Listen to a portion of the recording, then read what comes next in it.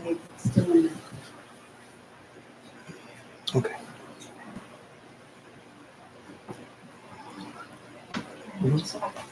Hi, everyone. This is Assistant Pastor Donna Basilia Ramos. I come from Full Gospel Holiness Church. Our founder is Bishop Lester Hausch. Our pastor is Pastor Rolanda Ramos. And we are located in Williston, Florida. So anyway, today is part 2 of Hannah, a woman of faith. So last week I discussed on Hannah. She was a faithful woman of God. She was wanting a child. So she knew, it was taking her years, and she never gave up. She continued to pray and ask the Lord, for a child. And so she asked the Lord for a child. And even though all those years came by and she didn't have a child, she knew and continued on that God would bless her with a child. She had to be very faithful. She continued to pray. So last week I discussed on after her prayer that God did bless her with a child. And she said in her prayer that she would promise to give this child to the Lord. And just to be in service of God, and that to commit himself, because it was a son when he was born. It was a son. And she did promise the Lord. She said she was going to do something, and she committed to it and said it and did it. But anyway, I want to go to 1 Samuel chapter 1, and I'll go to verse 18. So 1 Samuel chapter 1, verse 18. It says, "And she said, Let thine handmaid find grace in thy sight. So the woman went her way and did eat, and her countenance was no more sad." So this was after Eli, the priest that was there in the temple, after she prayed. This is before she had her son. He said, "Go, what you had asked for, God's going to provide you for it. Get up, go eat, tend to what you need, don't worry anymore." So therefore, after hearing that, that's all she needed to hear. That was that promise that God gave her, that she was going to walk out, and now she was not going to feel sad anymore. She was going to be of a different appearance, of different countenance. She was so much, she felt like the weight that's been on her shoulders has been lifted up. So that's before she had her child. But I will continue down for those that didn't view the message last week, just so you're in the loop. But continuing to verse 19, it says, "And they rose up in the morning early and worshiped before the Lord, and returned and came to their house to Ramah. And Elkanah knew Hannah and his wife, and the Lord remembered her. Wherefore it came to pass, when the time was come, about after Hannah had conceived, that she bare a son, and called his name Samuel, saying, Because I have asked him of the Lord. And the man Elkanah and all his house went up to offer unto the Lord the yearly sacrifice and his vow. But Hannah went not up, for she said unto her husband, I will not go up until the child be weaned, and then I will bring him, that he may appear before the Lord, and there abide forever. And Elkanah her husband said unto her, Do what seemeth thee good, tarry until thou have weaned him, only the Lord establish his word. So the woman abode, and gave her son suck until she weaned him. And when she had weaned him, she took him up with her, with 3 bullocks, and 1 ephah of flour, and a bottle of wine, and brought him unto the house of the Lord in Shiloh. And the child was young. And they slew a bullock, and brought the child to Eli. And she said, O my Lord, as thou livest, my Lord, I am the woman that stood by thee here, praying unto the Lord. For this child I prayed, and the Lord hath given me my petition, which I asked of him. Therefore also I have lent him to the Lord. As long as he liveth, he shall be lent to the Lord. And he worshiped the Lord there. So as Hannah went back, before she went to the temple, because they did a yearly sacrifice, she committed herself every year. But this time, after having her child, not that she was going back on her promise to the Lord, but she says, I want to wean my child. I want to get him to a certain age. And once he's at a certain age, then I will bring him up to the temple. Because once I bring my child to the temple, as I promised the Lord, he's going to be committed to the Lord. He's going to be of service to the Lord. He's going to stay there, for the rest of his life. Not that she was giving away, but she made a promise to the Lord. She was grateful to God. And she said, as she said, this child's going to be a servant of yours. This child you're going to use, and he's going to blossom. He's going to do all your great works. And if you know Samuel, he did just that.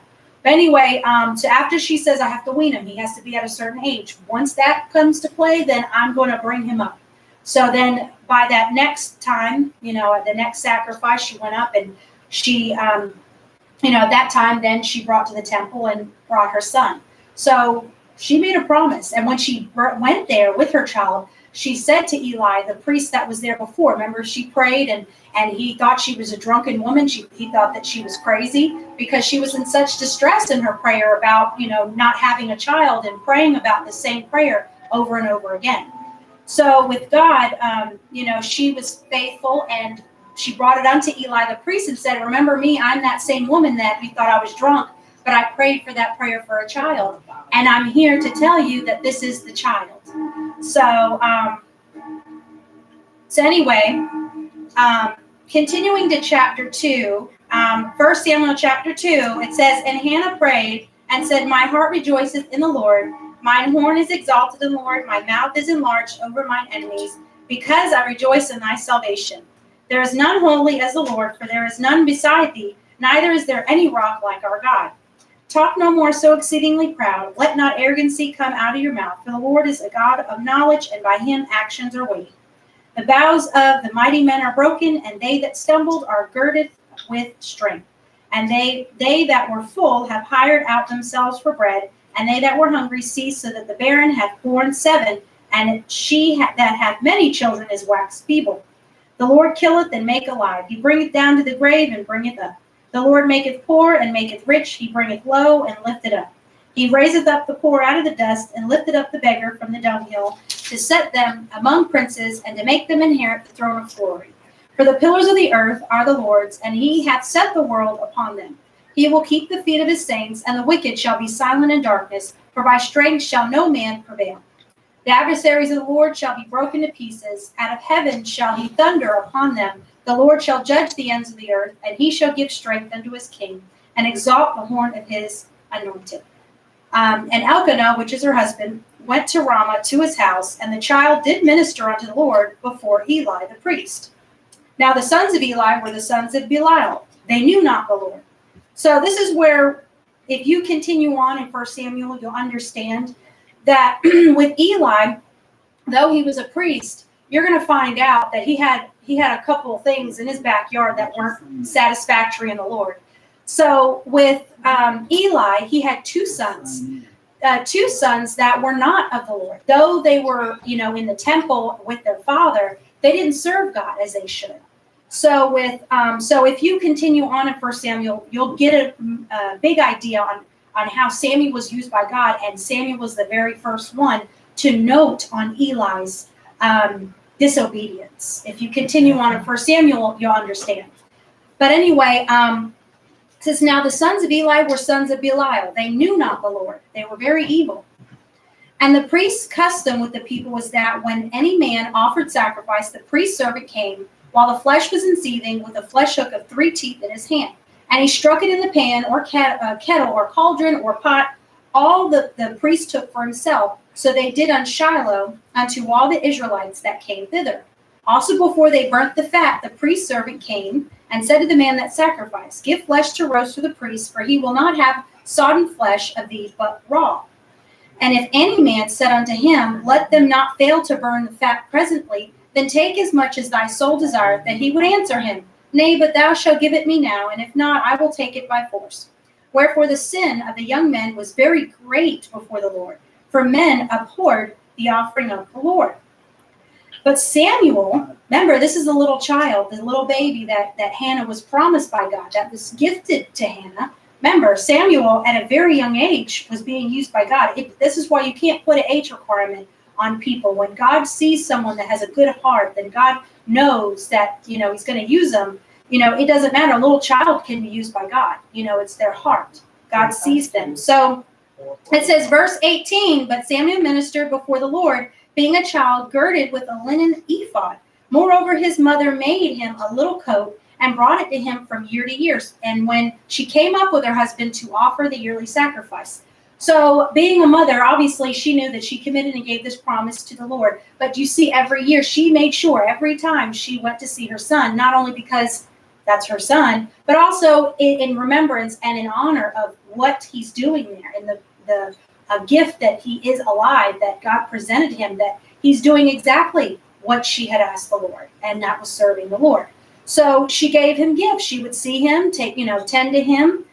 Verse 20, and Eli blessed Elkanah and his wife and said, the Lord give thee seed of this woman for the loan which is lent to the Lord. And they went unto their own home. And the Lord visited Hannah so that she conceived and bare 3 sons and 2 daughters. And the child Samuel grew before the Lord. So she not only was blessed with Samuel and he was being used by God, the great thing is that she had more children after that. So as a mother, I mean, someone that was all those years wanted children, she was blessed abundantly, more than she ever asked. God presented her a child, the one she asked, and then he gave her more. Seeing how faithful she was, that she continued to attend to her promise. That's why God tells us anytime we bring a promise, make sure you commit to it. Don't bring empty promises. Because when you bring empty promises to the Lord, you will be judged accordingly. You can't say something and then go back on your word. And Hannah was the opposite. She didn't go back on her word. She continued and persisted and did exactly what the Lord had seen her commit to and had promised. So that's a great thing. So she was blessed. So she had more children. So verse 22, now Eli was very old and heard all that his sons did unto all. Now listen to this. Okay, again, listen how Eli, a priest, okay, a servant of God, see, he had his own flaws. And, even though he was a servant of God, you see, you're going to find out real quick on how those flaws will come out. They'll be exposed. Verse 22, now Eli was very old and heard all that his sons did unto all Israel, and how they lay with the women that assembled at the door of the tabernacle of the congregation. And he said unto them, why do ye such things? For I heard of your evil dealings by all this people. So he's hearing gossip. And he's hearing all these things, seeing these things, hearing of these things, going to his sons, talking to them, but not rebuking them in a way that they should have. He heard it, but he didn't do anything about it. And it's like not that he just heard about it. It was going on for quite some time. People were talking about it. And of all things, to be in a temple, a place reverence for God, that is a big, big no-no. And God was very displeased with them. That's why they were called the sons of Belial, because they didn't know God. They didn't know the Lord like they should. But they were doing evil things, evil works within the temple. That is a big no-no. And they were going to be punished accordingly. And with Eli, a priest himself, knowing these things, and just because they were his children, it's almost like he was telling, oh, I heard these things. Oh, this is horrible. But he didn't do anything about it. He didn't pull them out and say, you're not supposed to do this anymore. He didn't do anything. He just told them, but what are they going to do? I'm sure that they were not only for them to be disrespectful to God, that's number one. For them to do all those things, it's slap in the face of God. But also, if they're not going to listen to God and they know what they're doing is wrong, what do you think they're going to do? Try to listen to their father. They don't respect him. They don't respect anybody of authority. They did their own thing. And they did not, they thought they'd get away with it. But obviously, knowing with God, when you do something and you know that you're doing something, you're going to get punished accordingly. These men were evil. To do those things ungodly within the house of God, that's a big no-no. And Eli was just as guilty. Okay, but anyway, this is where we're going to get into Samuel. I'm going to try to get to it because this is the meat of the part. I love this. But anyway, it says, verse 23, and he said unto them, why do ye such things? For I hear of your evil dealings by all this people. Nay, my sons, for it is no good report that I hear. You make the Lord's people to transgress. If one man sin against another, then judge shall judge him. But if a man sin against the Lord, who shall entreat for him? Notwithstanding, they hearken not unto the voice of the Father, like I said they would, because the Lord would slay them. And so in the child of Samuel, now go back to Samuel. Remember this little baby that God promised Hannah? Her promise was a great blessing. And God used this child. And you're going to see right here when he used him. But it says, and the child Samuel grew on and was in favor, both with the Lord and also with men. So he was respected by God and also of men. People saw this child and knew at such a young age, how very well equipped he was. He spoke very eloquent. He was very respectable. So therefore, he not only had respect and favor of God, but he had also of men. They saw him and knew he was different. He was not like other children. He didn't go play out like all the other kids. His service and his life, his servitude was for God. So therefore, he had so much favor. But it says, verse 27, and there came a man of God unto Eli and said unto him, Thus saith the Lord, did I plainly appear unto the house of thy father when they were in Egypt in Pharaoh's house? And did I choose him out of all the tribes of Israel to be my priest, to offer upon my altar, to burn incense, to wear an ephod before me? And did I give unto the house of thy father all their offerings made by fire of the children of Israel? Wherefore keep ye at my sacrifice and at mine offering, which I have commanded in my habitation, and honors thy sons above me, to make yourselves fat with the chiefest of all the offerings of Israel my people. Verse 30, wherefore the Lord thy God of Israel saith, I said indeed that thy house and the house of thy father should walk before me forever. But now the Lord saith, be it far from me, for them that honor me I will honor, and they that despise me shall be lightly esteemed. Behold, the days come, and I will cut off thine arm and the arm of thy father's house, that there shall not be as an old man in thy house. Now, when he says arm, he's not saying a physical arm. He's just saying the connection with God. God was very angry with Eli and what was going on right under his nose and right before the people. So he was saying how, just seeing with everything that's going on, he was very angry. And thou shalt see an enemy in my habitation, all the wealth which God shall give Israel, and there shall not be an old man in thy house forever. And the man of thine, whom I shall not cut off from mine altar, shall be to consume thine eyes, and to grieve thine heart, and all the increase of thine house shall die in the flower of their age. And this shall be a sign unto thee that shall come upon thy two sons, on Hophni and Phinehas, in one day they shall die, both of them. Okay, not just one, both of them die in the same day. That's a great judgment. That should scare anybody. And I will raise me up a faithful priest that shall do according to that which is mine heart and in my mind, and I will build him a sure house, and he shall walk before mine anointed forever.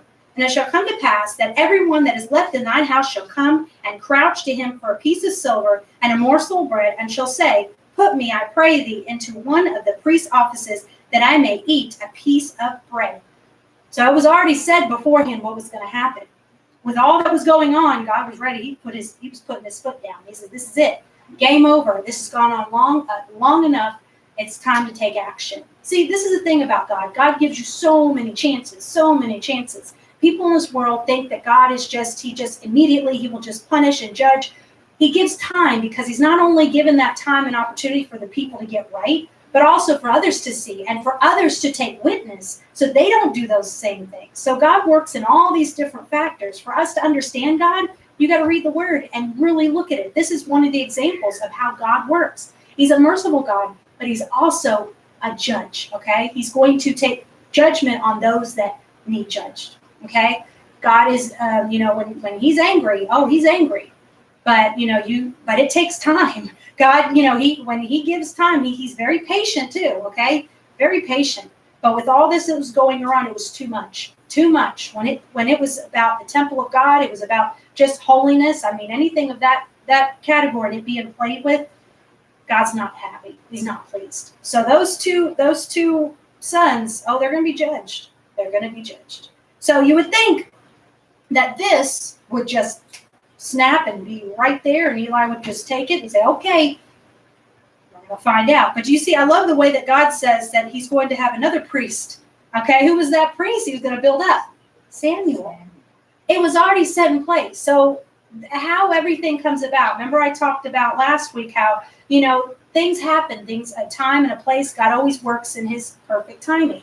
With Hannah, why she had to wait that long, do you see how everything's coming to place? Her child being born at the time that he was, and then to be the perfect timing, he would be there in that temple for God to use and using his works to bring judgment on those that were doing wrong. And he was going to be put in place, that he was going to be that priest. Do you see how everything's coming into play? It all worked together. It might not have worked in the mindset of Hannah at that time. She didn't understand why it took so long for her to receive her blessing. But when it did happen, then all these things came about, then it was to give understanding. So how I say that this also applies to us today is the same concept, is that we pray about something, patiently praying, and we say, well, my gosh, it's been this long. Why am I waiting? There's a reason. Take it by this story here, true story, a true life story. It took this time because things had to be set in place. Everything had to drop in those certain sections It all sectioned out perfectly because God is perfect in his timing. But anyway, I'm going to go to chapter 3. This is where the bulk of this happens. So we're going to get into this so we can close this and, really finalize. There's more to the chapter. But anyway, I'm going to continue on. Chapter 3. And the child Samuel ministered unto the Lord before Eli. Sorry, it was a few little words, letters. But and the child Samuel ministered unto the Lord before Eli, and the word of the Lord was precious in those days. There was no open vision. And it came to pass at that time when Eli was laid down in his place, and his eyes began to wax dim, that he could not see. Okay, so he was getting older. It's what happens. It's just the facts of life. But anyway, in verse 3, it says, And ere the lamp of God went out in the temple of the Lord, where the ark of God was, and Samuel was laid down to sleep. Now, this part, I thought as a kid listening to this, I thought it was quite funny. But, it so happened. So, and the Lord called Samuel, and he answered, Here am I. And he ran unto Eli and said, Here am I, for thou callest me. And he said, I called not. Lie down again. And he went and lay down. So Samuel, being a little kid, he's thinking, he's never had that experience happen, just hearing a voice call out to him. He thought it was Eli, because that was the only one person that was close there that he thought, okay, maybe he's calling me. He came to Eli and said, I'm here. He says, I didn't call you. Go lay down.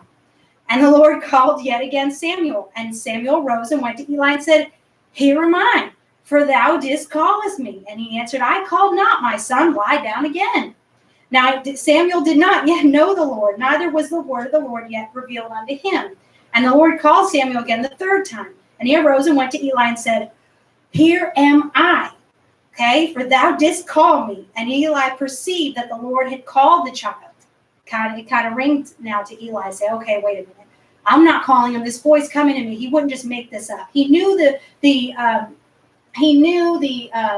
character of this child. He wouldn't just make stuff up. So he's like, okay, this is a calling from God. God's going to use him. Obviously, it starts today. But anyway, therefore Eli said unto Samuel, Go lie down, and it shall be, if he call thee, that thou shalt say, Speak, Lord, for thy servant heareth. So Samuel went and lay down in his place. And the Lord came and stood and called as at other times, Samuel, Samuel. Then Samuel answered, Speak, for thy servant heareth. So he was very obedient. He says, okay, speak, I'm hearing, I'm listening. And the Lord said unto Samuel, Behold, I will do a thing in Israel, at which both the ears of every one that heareth shall tingle. In that day I will perform against Eli all the things which I have spoken concerning his house. When I begin, I will also make an end. So he's saying what's going to happen. It's coming close. And Eli, the one that has mentored Samuel, imagine this little boy not understanding everything, trying to comprehend things, and then for God to tell him this. I'm sure he was petrified, thinking, oh my goodness, this is horrible.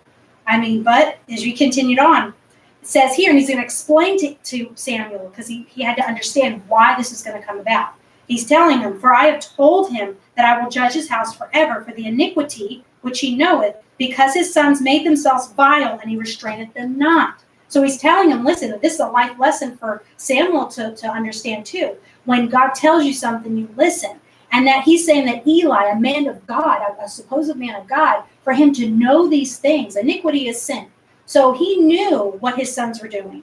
He knew and didn't do anything about it. So therefore, he's going to be judged. God already warned Eli, and he chose not to listen because they were what? His sons. He put his sons over God. And that's what showed, and he's going to be judged for it. So Samuel was told, and Samuel's like thinking, oh my goodness. So verse 14, And therefore I have sworn unto the house of Eli, that the iniquity of Eli's house shall not be purged with sacrifice nor offerings forever. And Samuel lay until the morning and opened the doors of the house of the Lord. And Samuel feared to show Eli the vision. He's like, I don't know what he's going to say if I say this, but verse 16, Then Eli called Samuel and said, Samuel, my son. And he answered, Here am I. And he said, What is the thing that the Lord has said unto thee? I pray thee, hide it not from me. God do so to thee, and more also, if thou hide anything from me, all the things that he said unto thee. You must say it. It must be done. Eli already knew. In the back of his mind, I'm sure he already knew what was going to be said.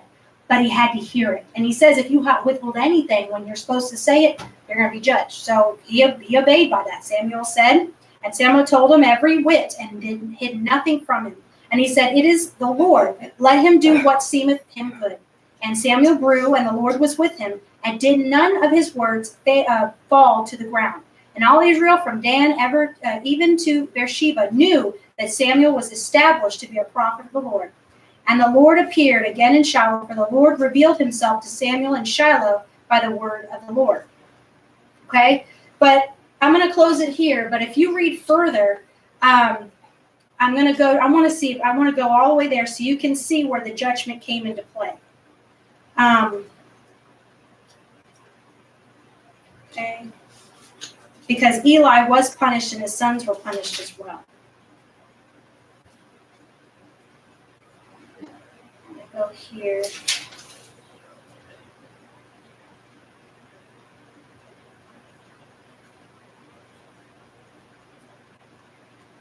Okay, I found it. Okay, so they had to go into a war, and it says here in, Eli was 98 years old, and his eyes were dim. This was verse 15 in chapter 4. And he could not see. So we already established he couldn't see, but I'm sure it got worse, being of how old he was. And the man said unto Eli, I am he that came out of the army, and I fled today out of the army. And he said, what is there done, my son? And the messenger answered and said, Israel is fled before the Philistines, and there hath been also a great slaughter among the people. And hear this, and thy 2 sons also, Hophni and Phinehas, are dead, and the ark of God is taken. So all this was coming on to play, and he saw all the judgment that was being put on the people. Do you see how the children of Israel, remember, there's been more than once that when one person sins, it affects everybody else. Especially when they're going out in war, when one person, remember with Joshua, and they had the person that hid the forbidden under their tent, it caused a great slaughter for the children of Israel when they were going out in war over that one person of what they did. They disobeyed God, and therefore it caused an uproar. And Joshua had to pray and say, what's going on? What's going on? And God revealed the sin that was in the camp. You ever heard the phrase sin in the camp? Well, that's where it came from. But anyway, going here, do you see with the judgment of Eli and his 2 sons, how it put a great chaos and just judgment over all of Israel. It affected not only them, but everybody else. So they were flooding. And so when he was hearing of this, and then to hear the ark of God was taken, that was a great judgment. Eli knew, he already knew. As everything was already being put in place, he already knew. And it says here, and it came to pass when he made mention of the ark of God, now listen, that he fell from off the seat backward by the side of the gate, and his neck brake, and he died. For he was an old man and heavy, and he had judged Israel 40 years. So his 2 sons died, as God said they were going to die both the same day. And then afterwards, Eli died right after. Great judgment upon these people. But this is how it all came about. It was like first you're hearing of Hannah, how it started off with her. Do you see it like a movie? You know how you have all these main characters coming about, how they all come together? And to find out that the main thing was the sins and the iniquities of Eli and his 2 sons. How it all came to that. God had to bring all these things about for judgment to put into place, for things to come in, and as God promised would happen, it happened. So I know the title of this story was part 2 of Hannah, woman of faith, but do you see how her faith and her servitude of the Lord, how he blessed her with this child, and this same child that God blessed her with was being used and to show forth of what God was going to do, to bring judgment and to bring clarity and to restore what should be right. Because God is righteous, God's holy, and God's merciful, yes, but when things have to be judged and put into place, he's going to do it. And he does it in his proper order. That's the one thing that we know about God, and most definitely, not only number 1, that he loves us and cares for us, but also 2, when he says he's going to do something, he's going to do it.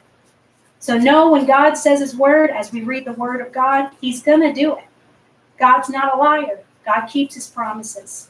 And especially with us keeping our promise, he takes it serious. With Eli being a priest, he was committed to God, but therefore he allowed sin to enter in, and it affected not only himself, his 2 kids, but everybody else. Because imagine, there was rumors and gossip of seeing the 2 sons of what they were doing. Everybody knew about it.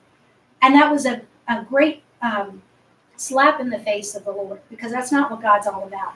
So he had to do what he had to do. You know, when it's like a parent disciplining children, you tell them so many times, after so many times, then what do you got to do?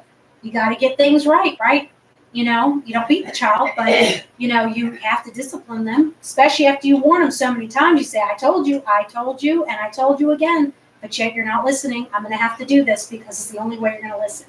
So that's what God was doing. But anyway, this is in closing of part 2 of Hannah, a woman of faith. So again, you know, I thank you for watching this and listening in this Bible study lesson.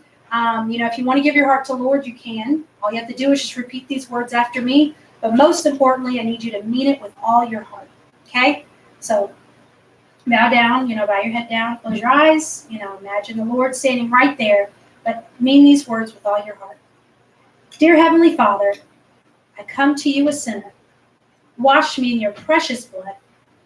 Take this heart of stone to be made flesh, that your words may be sown in it. I've accepted you, Jesus, as my personal Savior. In Jesus Christ's name I pray. Amen and amen. If you mean that with all your heart, you are saved. Now, keep and read to your word. If you don't have a physical Bible in hand, we have phones, we have devices. You can download the Bible app. Just make sure it's King James. And while you're waiting, as you have the technology, because it's always good to have a physical book, go online, Google it, King James Version Bible. You'll find it anywhere. God's always going to make it accessible when it comes to his word. Do it now. But make sure as you're reading the word, if you don't understand it, pray unto him. Now the doors are open. Now you can communicate with him without anything hindering you. Because you were once in the darkness, now you're in light. Now you can see the Lord, and you can talk to him, and he can talk to you. You know, it's important. So pray, read your word. And the same thing as I applied here is the same thing with Hannah and with all these people in the word, Eli and his 2 sons. Just because they were back then, it still applies today. It's all about obeying the Lord and being obedience and reverencing him and respect of him, for he deserves all praise and honor. So thank you again. I'm Assistant Pastor Donna Basilia Ramos. We come from the Full Gospel Holiness Church. We're located in Williston, Florida. The founders, Bishop Lester Housh, and the pastor is Pastor Rolando Ramos. So again, thank you so much, and I hope you have a great morning, evening, afternoon, wherever you are in the world.